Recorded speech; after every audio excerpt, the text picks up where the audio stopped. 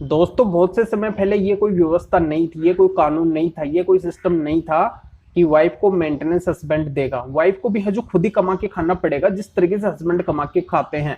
पर धीरे धीरे क्या हुआ, व्यवस्था के अंदर बदलाव हुआ, संविधान लागू हुआ, देश के अंदर कानून लागू हुआ, तो व्यवस्था ये कर दी गई कि ये हस्बैंड का कर्तव्य होगा, ये हस्बैंड का दायित्व होगा कि वो अपनी वाइफ को मेंटेन करेगा, वाइफ का मेंटेनेंस देगा, वाइफ का भरण पोषण वो करेगा। ये हस्बैंड का है जो दायित्व बन गया। पर यहाँ पे हाल ही के अंदर भी है जो फिर से उसी कानून को, उसी सिस्टम को है जो दोहराया गया कि अगर हस्बैंड नहीं कमा रहे हैं, अगर उनके पास में पैसा नहीं है, तो ये हस्बैंड का दायित्व नहीं होगा कि वो अपनी वाइफ को मेंटेनेंस दे। यानी कि हस्बैंड है जो मेंटेनेंस से इस तरीके से बच सकते हैं। तो इसी के ऊपर है जो हाल ही के अंदर बहुत ही महत्वपूर्ण जजमेंट है जो माननीय सुप्रीम कोर्ट का आया है। भारत देश के अंदर एक कानून है जो लागू हो गया है मेंटेनेंस के ऊपर, जो आपको मैं इस वीडियो के अंदर बताने वाला हूँ। बहुत ही महत्वपूर्ण कानून है जो आपको जानना बहुत ही जरूरी है।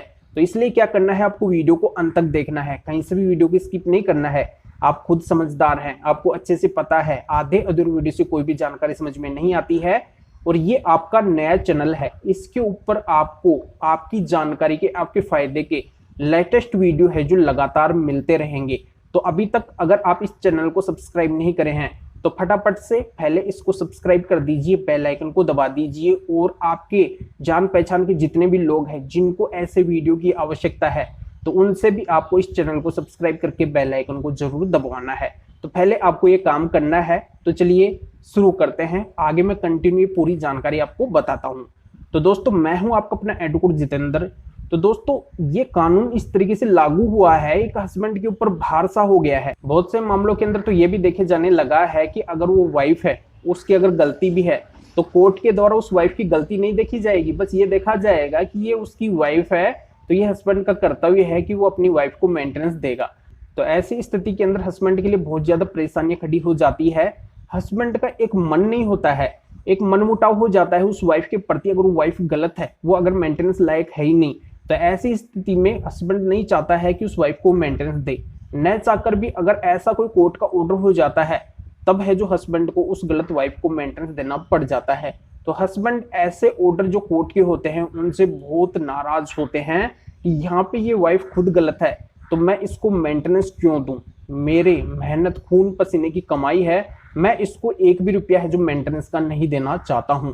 क्योंकि ये मनमुटाव हो जाता है, चाहे हस्बैंड के पास में पैसा कितना ही क्यों ना हो, चाहे वो और किसी को दे देगा, पर वो है जो वाइफ को नहीं देगा, क्योंकि उसके मन के अंदर उसके प्रति है जो मनमुटाव है, उसकी जो गलतियां है वो है जो उसके मन के अंदर खटक रही है। बार बार उसकी गलतियां है जो हस्बैंड के सामने आ रही है कि वो गलत है, उसने मेरे साथ में गलत किया है, मेरे परिवारजनों के साथ में गलत किया है, उसने मेरे ऊपर झूठे केस डाले हैं, वो एडल्ट्री के अंदर है, उसका किसी अन्य के साथ में अफेयर है, वो खुद छोड़ के गई है, मेरे ऊपर झूठे आरोप लगाई है, वो खुद आना नहीं चाहती है, वो खुद नहीं रहना चाहती है। तो ऐसी स्थिति में मैं उसको मेंटेनेंस क्यों दूं। तो ये हस्बैंड के कई तरह के गिले शिकवे आरोप होते हैं वाइफ के ऊपर, जो वाइफ को बिल्कुल भी मेंटेनेंस देना पसंद नहीं करते हैं।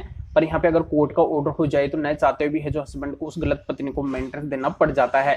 तो ऐसा जब सिस्टम चलने लगा तो कई कोर्ट के द्वारा ये भी देखा जाने लगा कि यहाँ पे हस्बैंड के साथ में गलत हो रहा है, वाइफ खुद गलत है, तो उस वाइफ का है जो मेंटेनेंस नहीं बनना चाहिए।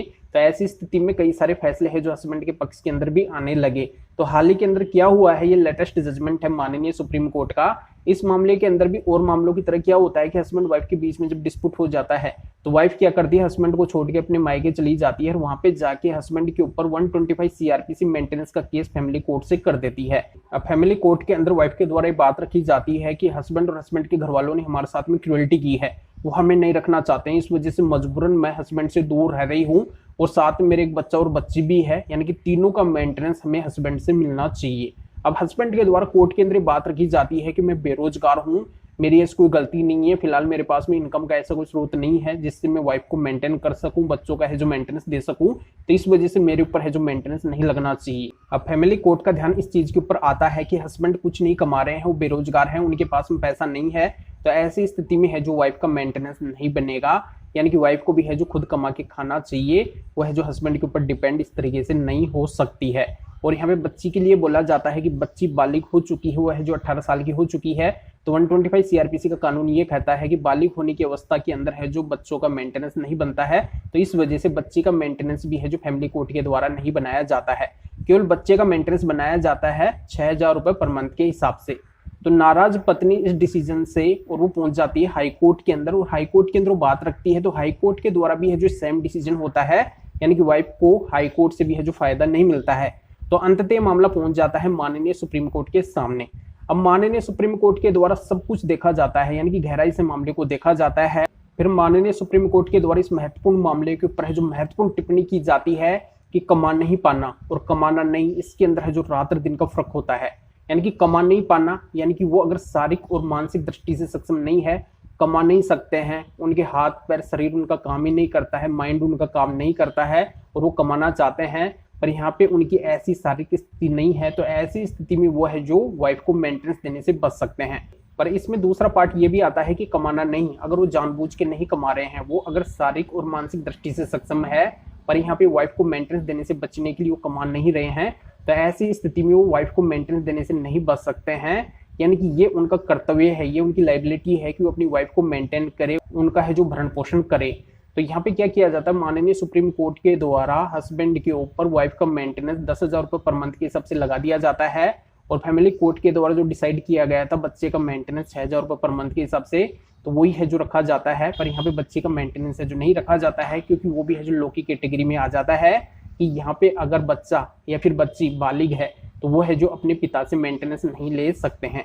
तो ये जानकारी यहाँ पे समझ में आ गई होगी, बहुत ही महत्वपूर्ण जजमेंट है। यानी कि हस्बैंड का परम कर्तव्य है, अगर वाइफ की कोई ठोस गलती कोर्ट के सामने नहीं आती है तो ऐसी स्थिति में हस्बैंड को वाइफ को मेंटेनेंस देना ही पड़ेगा, हर हाल के अंदर है जो देना पड़ेगा, कहीं से भी करके देना पड़ेगा।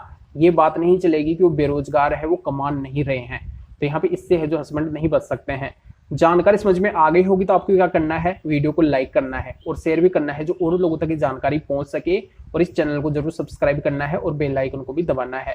तो इस वीडियो के डिस्क्रिप्शन के अंदर इस जजमेंट की डिटेल, इसका लिंक दिया गया है, और भी है जो इसको आप अच्छी तरह से रीड कर सकते हैं, जान सकते हैं कि मामला क्या है, और भी है जो आपके अच्छे से समझ में आ जाएगा।